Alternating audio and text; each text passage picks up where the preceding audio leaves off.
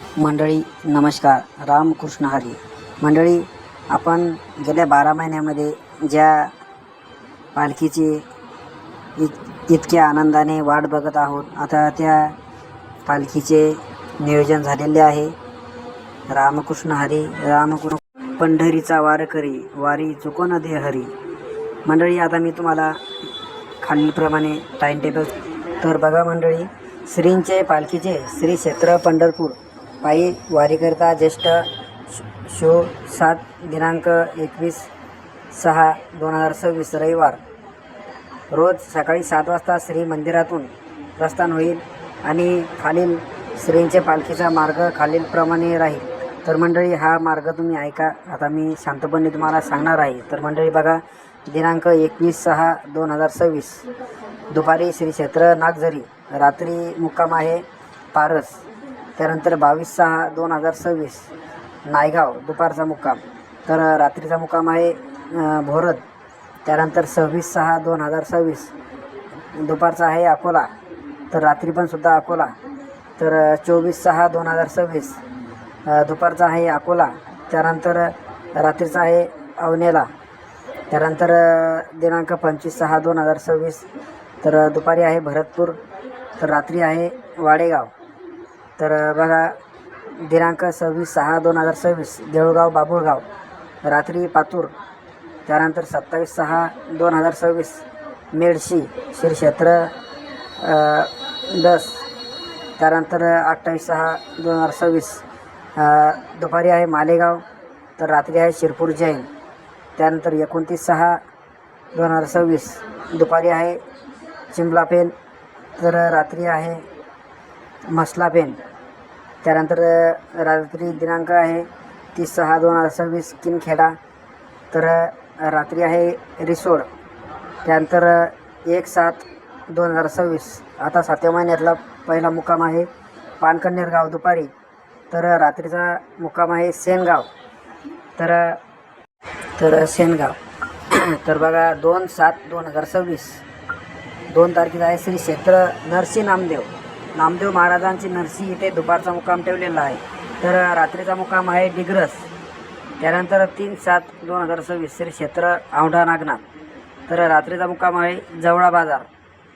त्यानंतर 3/7/2026 औंढा नागनाथला आहे आणि रात्रीचा मुक्काम आहे जवळा बाजार.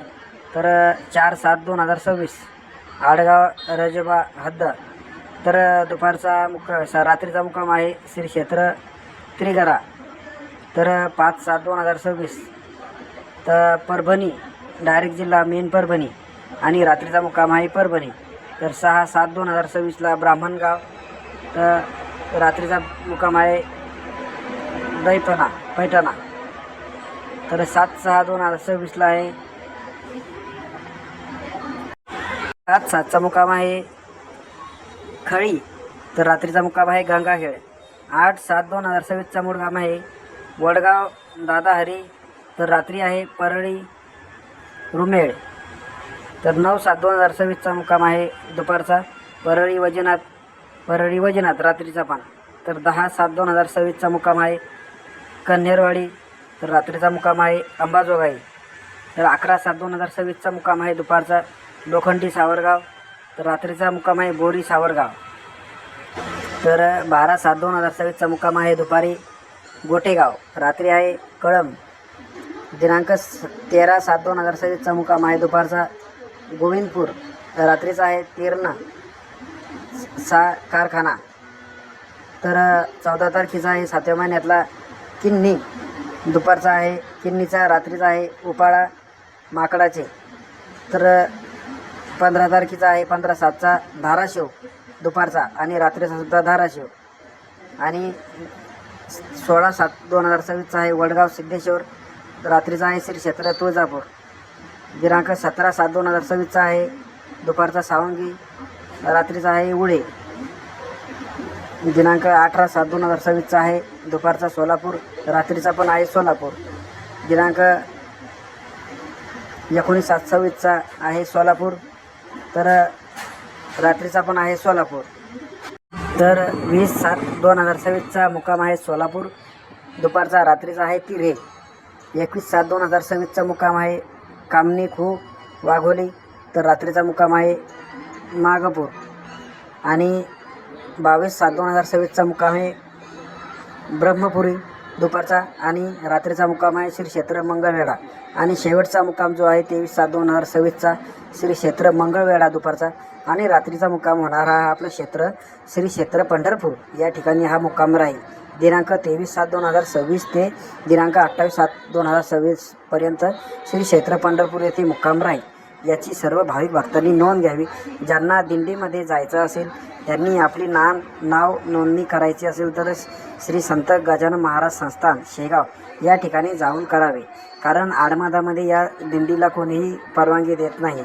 ही एकमेव अशी दिंडी आहे की आपल्या शेगाव आपल्या बुलढाणा जिल्ह्यामध्ये श्रींचं सगळ्यात मोठं संस्थान असलेलं, जगाच्या पाठीवर असलेलं श्री संत गजानन महाराज हे संस्थानची दिंडी दरवर्षीप्रमाणे एकटी पायंदळी जाते आणि तिकडून पायंदळी येते. याचा 2 महिन्याचा कालावधी असतो. तर आता येणाऱ्या पुढच्या जून महिन्यामध्ये ही दिंडी निघेल आणि तिकडून सुद्धा ही दिंडी स्वतः पायी येईल. या दिंडीमध्ये ज्यांना जायचं असेल त्यांनी स्वतःचे रूल जर स्वतःच्या लक्षात राहत असतील तरच जावे, अन्यथा या दिंडीचा भंग होईल असं आपण कार्य करत असाल तर या दिंडीमध्ये जाऊ नका. आपलं काही जाणं तिथं गरजेचं नाही आहे.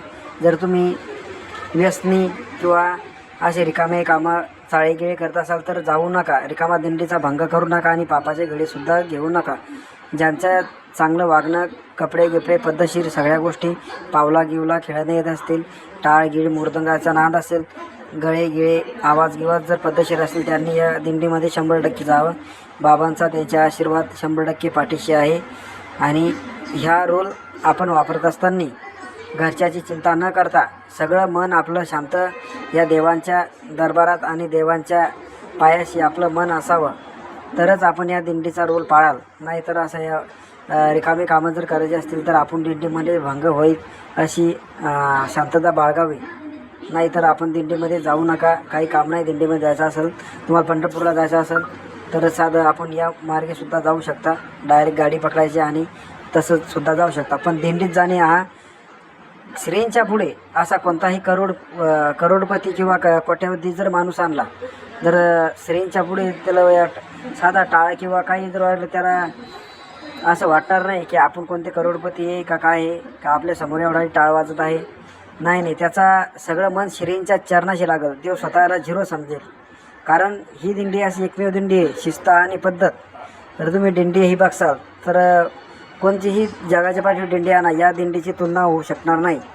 जर तुम्हाला एकदा खरोखर जगाच्या पाठीवर जर मंदिर बघायचं असेल आणि शांतता स्वच्छताच्या बाबतीत जर म्हणसाल तर तुम्ही कोणत्याही मंदिराची तुलना आमच्या श्री संत गजानन महाराज या संस्थांची तुलना करू शकत नाही.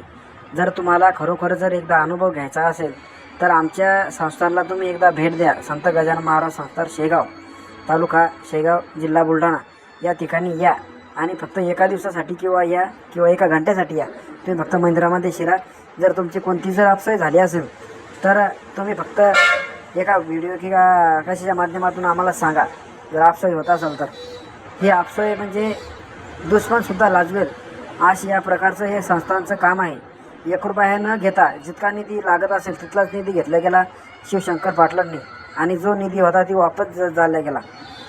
या संस्थांना काही निधीची गरज नाही. स्वतःचं सो खर्चानं हे मंदिर ट्रस्ट तयार केलेलं आहे. या मंदिराला कोणत्या शासनाचं मानधन नाही, काय नाही.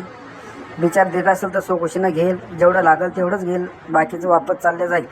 या संस्थांची अशी कामं आहेत मंडळी. स्वच्छतेच्या बाबतीत म्हणसाल तर तुमचं घरसुद्धा असं स्वच्छता नसेल तसं हे संस्था नाही. तुम्हाला जिथं थुकावत असेल तुम्ही तिथं थुकणार नाही. तुम्ही इकडे बाहेर येऊन शेगावच्या बाहेर येऊन थुकसाल पण तिथं तुम्ही थुकणार नाही. इतकी स्वच्छता आहे मंडळी. तर मंडळी तुम्हाला सुद्धा दिंडीत जायचं असेल तर तुम्ही संस्थानला एकदा भेट द्या आणि त्यांना काय विचारपूस करायची आहे, दिंडीमध्ये प्रवेश कसा आहे, फी काय आहे, तर तुम्ही तिथं निश्चिंत जा आणि तुमचं मन मोकळे करा. एकदा दर्शनाहून शेगावच्या या गजानन बाबांच्या पायाशी मस्तक जोडा आणि आपल्याला आशीर्वाद चांगला भेटो हे आम्ही तुम्हाला आशीर्वाद देतो. आणि दिंडीत जात असेल तर शुभेच्छा तुम्हाला. तर आमचा व्हिडिओ आवडल्यास आमच्या चॅनलला सबस्क्रायबर, लाईक आणि जास्त करून शेअर करा. कारण जर कोणाला दिंडीत जायचं असेल तर त्यांनी जा. धन्यवाद मंडळी.